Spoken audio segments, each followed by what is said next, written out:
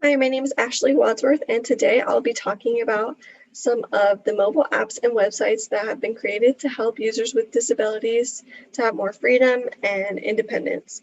I chose this topic because a lot of the disability-related technology is kind of complex and sometimes costly, but these are completely free to anyone who has a smartphone or a computer, so they are something that pretty much anyone can access. Axis Map is an app which people can use on their smartphones or computers, and it's designed to help users with various physical disabilities to find accessible facilities in their area they're traveling. This could be hotels, shops, restaurants, gyms, you name it. And I'm just going to describe every picture at the end of each slide. Here we have a picture of what you would see when you open the website. On the left-hand side, we have some suggestions for nearby businesses, and on the right-hand side, it's an actual map of the area. Up top, there is a search bar, so you can search any city, any place that you like. The app uses a rating system with icons for different venue phases, including the entrance, the interior, and the restroom. And there is a color-coded rating system. Blue would mean yes, it's accessible. Yellow would mean it's maybe accessible, but there might be a couple issues. And red means no, it's not accessible. And this is what we see on the left-hand image. And then on the right-hand image, we can see what a fully accessible rating would be with all three icons being blue. For the criteria, we want the entrance to have a zero-step entrance, a ramp if necessary, accessible parking, a second entrance, and a wide enough entrance for a wheelchair user to fit through comfortably. For the interior, we want to see a ramp anywhere where you would see a step, an accessible elevator. We're looking, are the table heights accessible, and is there room to move around? For the restroom, we want to know, does the door swing out, or if it does swing inward, is there enough space for a wheelchair to make a 360-degree turn? Can the wheelchair fit in the stalls with extra room? Are there reinforced grab bars around the toilet, and is the sink height accessible for everyone? Other considerations that users can note are the lighting, noise level, guide dog policy, and anything else that they think would be relevant. So some history of the Axis map. It was created by Jason De Silva, a filmmaker who has multiple sclerosis, and he uses a scooter to get around. And you probably recognized his face from the film we watched about the disability trap back in September. We watched a clip of that, and I thought it was really cool that we get to see him again. He became disabled at 25 years old and began to realize there were many obstacles in his hometown of New York City, including cracked sidewalks, steps, narrow doorways, and these made places such as the subway inaccessible for him, which led him to develop Axis Map. And I really like that it was created by a disabled person because we talk so much about centering the voices of disabled people, and he actually has an understanding of what that community really needs. And Axis Map was funded by a grant with Google Earth Outreach in 2011. On the left-hand side picture, we can see a picture of Jason De Silva. He is a man with dark hair, a beard, and he's smiling really big. He has a striped sweater that's red and gray. And on the right-hand side is just the Google Earth Outreach logo. So how it works. Users can leave reviews for places that they visited for other users. For example, we can see here that someone visited Hard Rock Cafe and left a review, and they voted it all blue for the entrance interior restroom, meaning they think, yes, it is accessible. So it relies on user-generated content, and if you want to create reviews, then you can just create an account for free with your email. And I also really like that this is another way that it centers the voices of disabled people because they are the ones deciding whether or not it actually is accessible. You know, it's one thing for a place to call themselves accessible and ADA compliant, but it's another thing for disabled people to actually be able to get around and function in the space. Because there's some codes in the ADA that have variation, meaning that a place could be ADA compliant, but still difficult for a wheelchair user to navigate. This could be anything from like the texture on the floor or hundreds of different things. And here I just have another picture of the website. So some pros are that it fosters a sense of community because it's socially oriented, and just to go back to what I said about centering the voices of disabled people, I read about an interview where Jason DaSilva said himself that he didn't want the ratings to be up to ADA specialists. He wanted members of the disabled community to, quote, inform and empower themselves, which is definitely another pro. And it offers more freedom and independence for people who use wheelchairs because they know exactly where they want to go eat, shop, and etc. They can plan out their day and choose places that they know they can independently access everything. And it can help them to avoid being surprised by inaccessible entrances or features of a place once they are already there. And I think it may increase awareness about accessibility because businesses, once they see like reviews, it could lead them to change things that they may not have considered before. And it also just gets people talking more about accessibility. There's two pictures on this slide. One is a crayon drawing of some people holding hands. Some of them are in wheelchairs and some people are standing. And on the right-hand picture, it's just a person holding their smartphone using the map.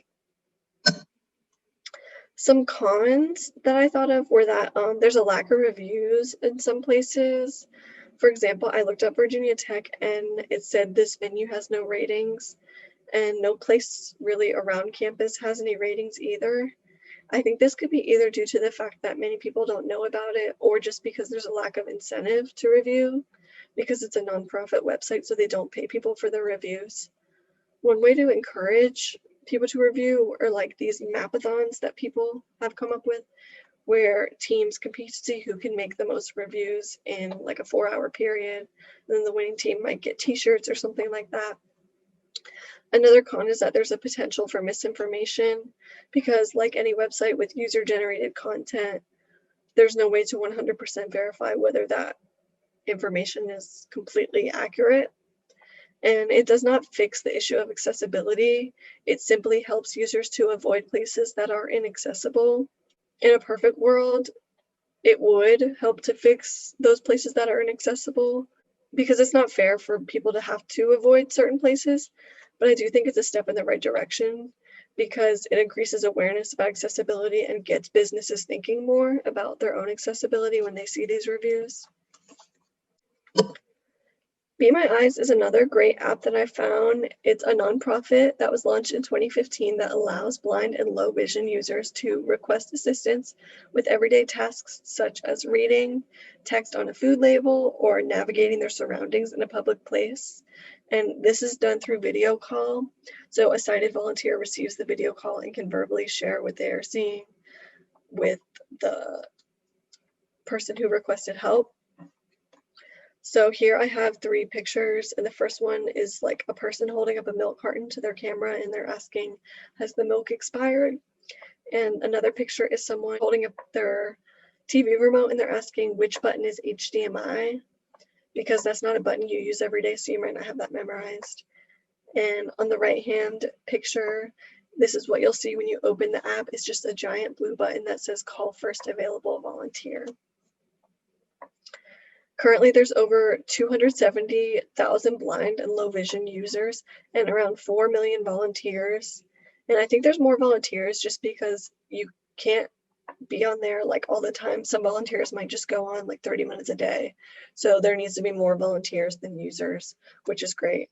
And it's available in over 150 countries in over 180 languages. So it is definitely more widespread than Access Now. Some history is that it was started in Denmark by Hans Jorgen Wiberg.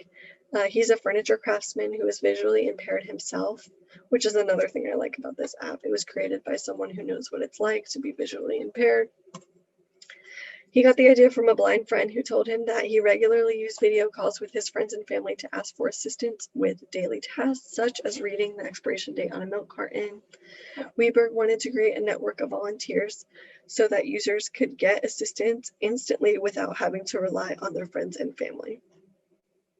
Since it was launched, it has received numerous awards such as the Oslo Innovation Award and the Google Play Award for Best Accessibility Experience. It also launched a specialized help program with many well-known companies such as Google and Microsoft, allowing customers who need visual assistance to connect with company representatives for accessible and instant customer support through video call. For example, if you have a question about your router or something like that. There's two pictures on this slide. One of them on the left is the creator. He's a white man with a white shirt on. He's wearing glasses and he's smiling and he's holding his phone that's open to the Be My Eyes app. And the image on the right is just the Be My Eyes specialized help logo. Some pros are that users can be sure that the volunteer is happy and eager to help them because that's what they signed up for as a volunteer. So they don't have to worry about being a burden or anything like that. The creator calls it micro volunteering because it's convenient and easy. It can be done in just a few minutes. Even if you're standing in line at the grocery store or you have a few extra minutes on your lunch break, you can volunteer, which is very, very convenient. And that's part of what makes the app so successful. It increases independence from family and friends. So some blind and low vision people might want to live alone and they might only need assistance like once or twice a day for a couple minutes at a time. That doesn't warrant someone living with them if they don't want that. So it increases the ability for them to live alone if desired. And here I have a picture of a woman at a grocery store holding her phone up to a food label. And this is kind of what it would look like if you were using the app. Some cons are that it's not 100% reliable. Personally, I would take what they say with a grain of salt because the volunteer can only see part of the situation through your phone screen. For example, I wouldn't rely on this to cross the street at a busy intersection because the volunteer might not be able to tell there's a car zooming around the corner. They can only see what you're showing them. And there's also no guaranteed security or confidentiality. For example, if you're asking someone a question about like your bills, there's no way to tell that that person is 100% trustworthy. But for more small tasks, I do think it works pretty well overall. And on the left, there's a picture of a woman crossing a crosswalk. There's a red car zooming through the crosswalk, which is dangerous. And on the right is a picture of a stack of papers that say confidential. Overall, I think both programs have proven to be helpful for users in the disability community. Both are innovative examples of very affordable technology, and both were created by disabled people themselves, so they have a greater understanding of the needs of the disability community, which is good. And they can both continue to be improved and revised since they're both kind of still new. As users offer their criticism and their praise, they will continue to evolve and become even more helpful. And here I just have a picture of the Axis Map logo and a picture of the Be My Eyes logo. And these are just my sources that I got my information from.